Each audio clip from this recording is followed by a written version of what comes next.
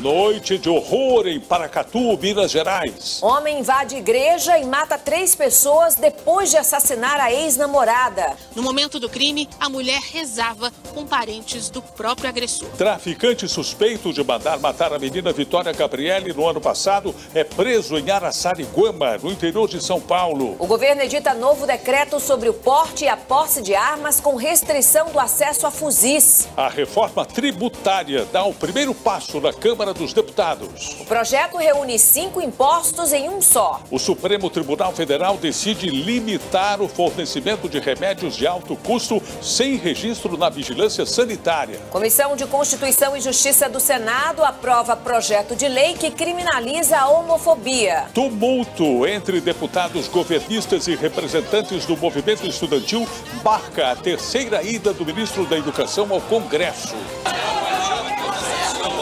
Protestos contra resultado de eleição presidencial deixa 6 mortos e 200 feridos na Indonésia.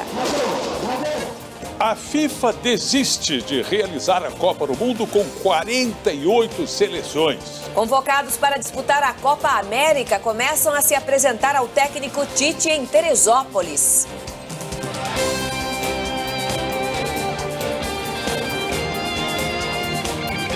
Está no ar o SBT Brasil, com Carlos Nascimento e Raquel Sherazade.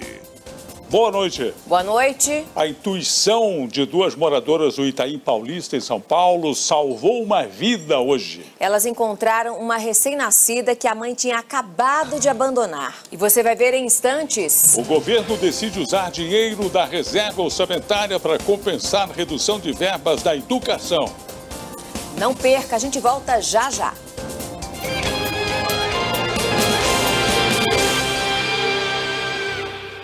A polícia de São Paulo prendeu um traficante suspeito de mandar matar a menina Vitória Gabriele, de 12 anos, em Araçariguama, que fica no interior do estado. A adolescente desapareceu no dia 8 de junho do ano passado e o corpo dela foi encontrado uma semana depois num matagal, na periferia da cidade. O Ministério Público entrou com uma ação na Justiça contra o estado de São Paulo para reduzir as mortes envolvendo policiais. Somente no primeiro trimestre deste ano, 213 pessoas foram mortas. Nos locais onde os crimes podem acontecer. O Palácio do Planalto publicou hoje um novo decreto com regras sobre a posse de armas de fogo no país. O recuo veio depois que alguns pontos do texto original foram questionados pela Justiça, pelo Congresso Nacional e pela sociedade civil. Cidadãos agora não terão mais o direito ao porte de fuzis, carabinas e espingardas. O novo decreto... Depois de assassinar a ex-namorada, um homem invadiu uma igreja evangélica e matou 3 fiéis em Paracatu, Minas Gerais. As investigações apontam que o alvo do atirador era o pastor, que conseguiu escapar. A Câmara dos Deputados vota neste momento a medida provisória da reforma administrativa que reduz o número de ministérios e define também o destino do COAF, o órgão que fiscaliza as operações financeiras. O repórter Daniel Adjuto está acompanhando a discussão na Câmara dos Deputados e vamos saber, Daniel, boa noite, como está a votação? Oi, Nascimento, boa noite a você, boa noite a todos. Foi aprovado agora há pouco o texto base da medida provisória e agora os deputados analisam os destaques, que são as sugestões de mudanças a esse texto principal. Já foram rejeitadas as propostas de retornar com os ministérios do Trabalho e também da Cultura. Agora, o encaminhamento de votação para um dos pontos mais polêmicos, que é o destino do COAF, um órgão de combate à lavagem de dinheiro. Originalmente ele estava no Ministério da Economia, o governo mudou a pedido do ministro Sérgio Moro para o Ministério da Justiça, mas em uma derrota do governo na comissão aqui da Câmara, ele retornou para o Ministério da Economia. Portanto, hoje aqui na Câmara vai ser decidido no voto qual o destino desse órgão de combate à lavagem de dinheiro. Outro ponto polêmico é a demarcação das terras de indígenas, que pode ficar ou com o Ministério da Justiça ou com o Ministério da Mulher, Família e Direitos Humanos.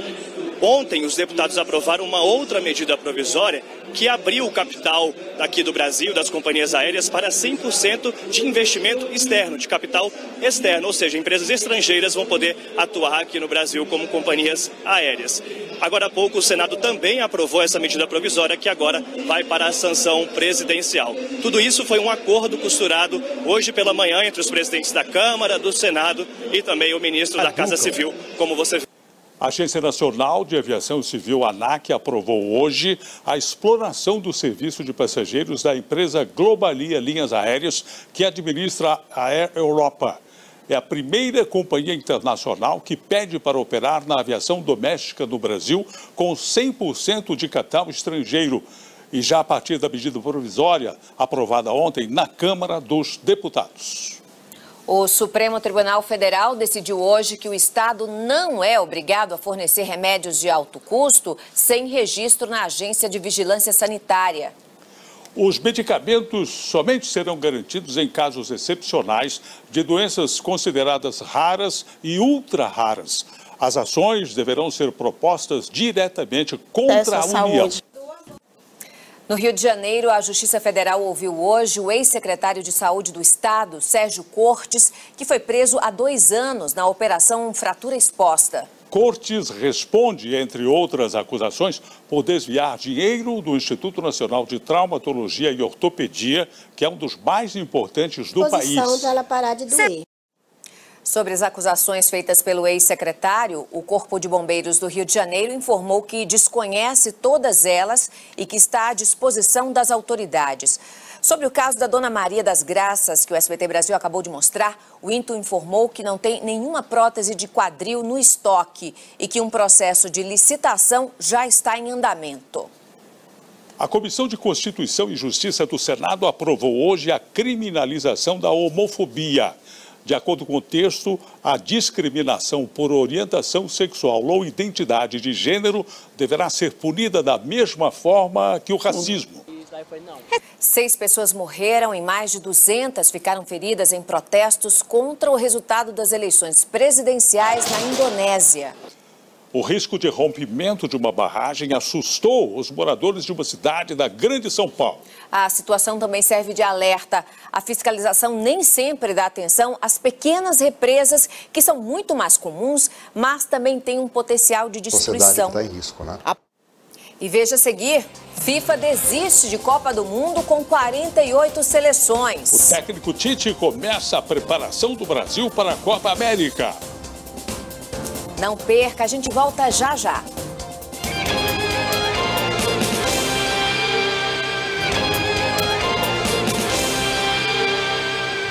Fortaleza e Botafogo da Paraíba começam a disputar amanhã o título da Copa do Nordeste. E o primeiro jogo da final será em Fortaleza, na capital cearense. Nordeste. Pela primeira... A FIFA desistiu de aumentar para 48 o número de seleções na próxima Copa do Mundo no Catar. Será mantido o formato com 32 equipes. Segundo a FIFA, questões políticas e logísticas foram levadas em conta para a desistência. 5 dos 23 convocados da seleção brasileira para a Copa América se apresentaram hoje na Granja Comari, em Teresópolis, região serrana do Rio de Janeiro. Os principais jogadores do país. Uma audiência pública com o ministro da Educação terminou em tumulto hoje. O governo vai usar dinheiro da reserva orçamentária de emergência para compensar a redução de recursos para a educação. Uma boa noite. Boa noite, Brasil. Tchau.